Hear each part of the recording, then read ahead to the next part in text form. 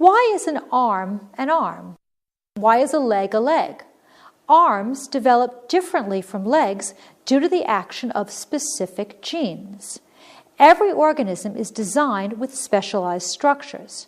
For example, human arms and legs are both made of muscle and bone, but the overall shape and details of the two types of limbs are different. These genes, which determine how the parts of the body are shaped, are called homeotic genes. Now, I start out with 2 questions, but I keep them short and I have them parallel. Why is an arm an arm? Why is a leg a leg? I can get away with using the 2 questions because they are simple. If they were long, I would rarely go more than 1 question. Another method you can use is you can cite facts. Sometimes you can use statistics, which are numbers. They give your writing power because you're being very specific. They establish you as a credible author because they show that you've done your research.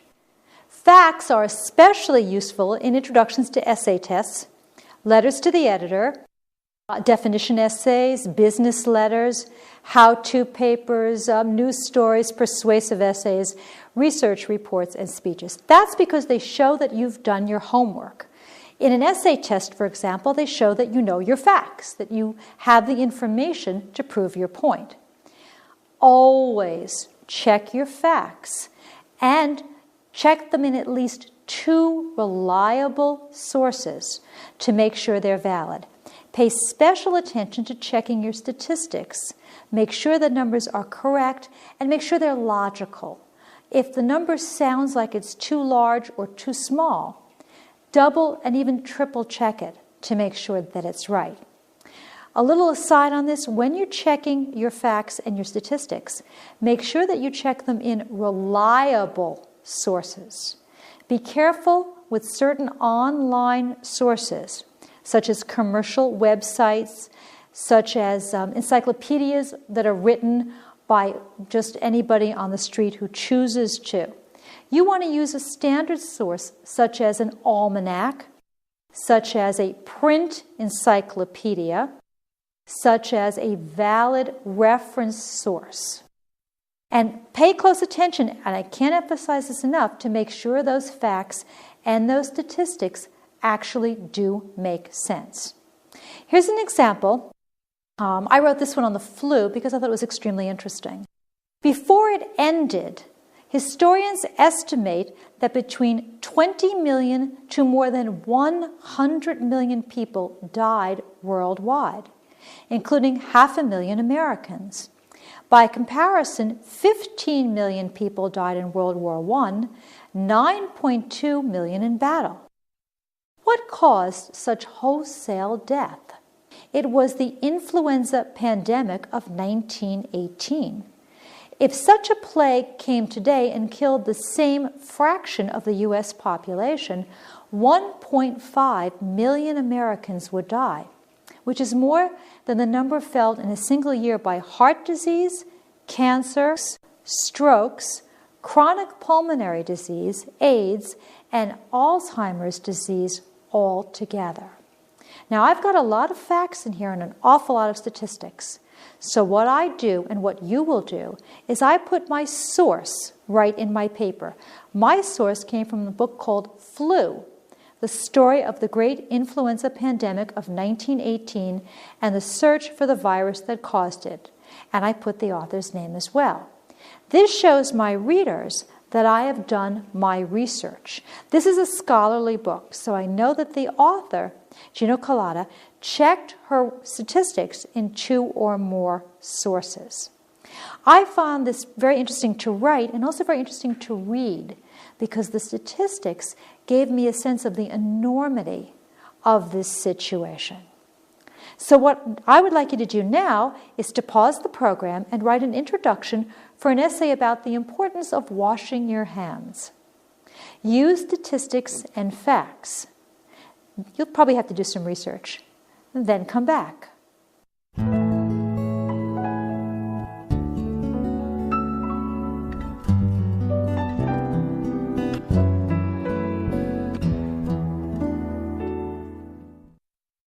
According to the Food Standards Agency, between 2 and 10 million bacteria live between your fingertips and your elbow alone. That's pretty scary. There are as many germs under your watch, ring, and bracelet as there are people in Europe. Further, germs can stay alive for up to 3 hours. Germs carried on your hands cause many illnesses, so it is very important to wash your hands often and thoroughly. My topic sentence is my last sentence. Germs carried on your hands cause many illnesses, so it is very important to wash your hands often and thoroughly. And I've got my facts and my statistics earlier in the paragraph. Notice I gave my source on the bottom. Now, we've done the beginning, we've done our appetizers. Let's turn to our desserts, conclusions. Recall that effective conclusions pull together your main ideas and leave your reader feeling satisfied, just as a good dessert does. They also prompt your readers to think about your ideas after they finish reading.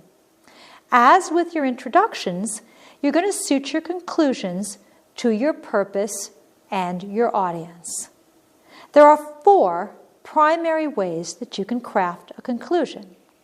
You can restate your main idea, you can give your opinion, you can call for action, and you can reflect on the broader implications of what you've written about.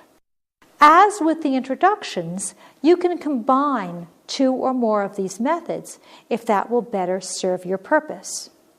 Let's take a look at restating the main idea. I put this first because this is the one that you're going to be using most for your essays and your business letters. That's because it is the most direct method. You're going to have a sentence that restates your thesis, your main idea. Then you're going to have a sentence that restates your first main point and a sentence that restates your second main point, and so on. So you're summarizing your entire essay paragraph by paragraph. The last sentence will be an overall conclusion to the entire essay.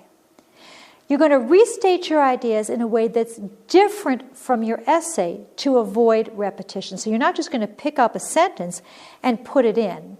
You're going to take the main idea and put it in different words. Next, give your opinion. This works very well in letters, critical reviews, and persuasive essays, where your opinion helps persuade readers and provides a logical conclusion. Do it this way. First, briefly summarize your main points, just as you did in the other method of organization. You have point 1, point 2, point 3. But here's your difference. That last sentence gives your opinion of the topic. If you decide to use this method, very carefully consider your audience, because if you think your audience is going to disagree with you, you may not wish to end with something that's going to antagonize them. Number 3, call for action. This is very often used in speeches, letters, and persuasive essays. You've got several different ways to do this.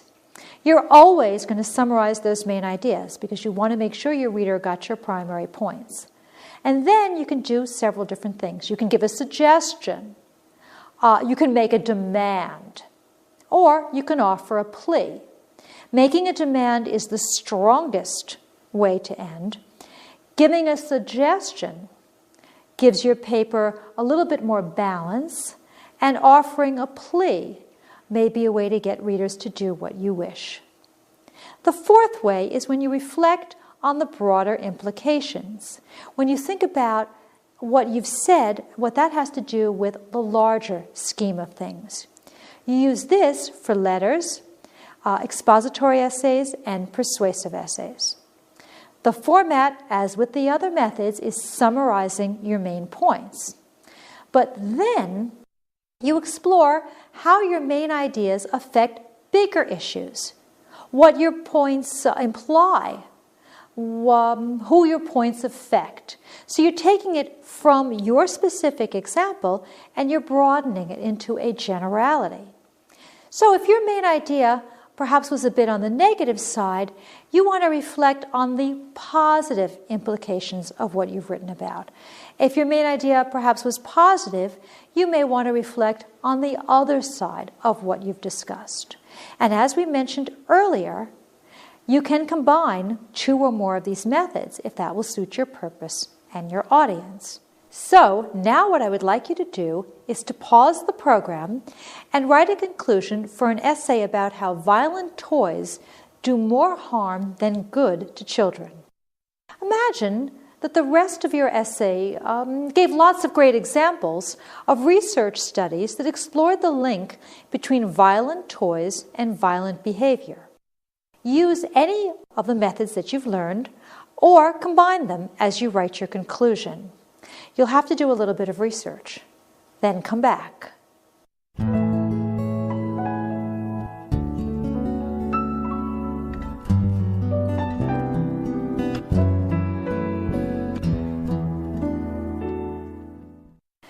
It seems clear that violent toys play a significant role in the rising levels of violence among our nation's children.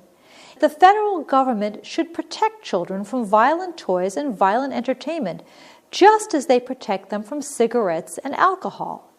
Anti-violence education should become part of the school curriculum, just as anti-drug, alcohol, and tobacco education is part of the curriculum today. These steps might go a long way toward curbing the violence that we have seen erupt in schools in the recent past. Violence may be impossible to eradicate, but there is no reason to encourage or trivialize it by marketing violent toys to children. As you can see from this conclusion, the writer summarized the main points and then gave a suggestion, a call to action. I said anti-violence education should become part of the school curriculum. That's my call to action. And then I made a broad statement. Violence may be impossible to eradicate, but there is no reason to encourage or trivialize it by marketing violent toys to children. So I've used 2 of these methods to summarize my ideas. You can do the same thing in your conclusions. So let's summarize. Introductions should catch your reader's attention and suggest the main idea of your writing. You're going to suit the form to your purpose and your audience. There are 7 different ways that you can write an introduction. You can restate the question, you can state the main idea, you can use an anecdote, you can use humor, use a quotation, use a question, and use facts such as statistics, which are numbers. And as we said, you can combine 2 or more of these methods. Conclusions should pull together all of your main ideas and leave your readers feeling satisfied. Conclusions also prompt your readers to think about your ideas after they've finished reading. Just as with an introduction, a good conclusion suits your purpose and your audience. There are 4 ways that you can conclude. You can restate the main idea, give your opinion, call for action, and reflect on the broader implications of what you've said. Well, we've come to the end of our program. I hope that you found this instruction helpful and have learned some things that you can use to take your written communication to the next level.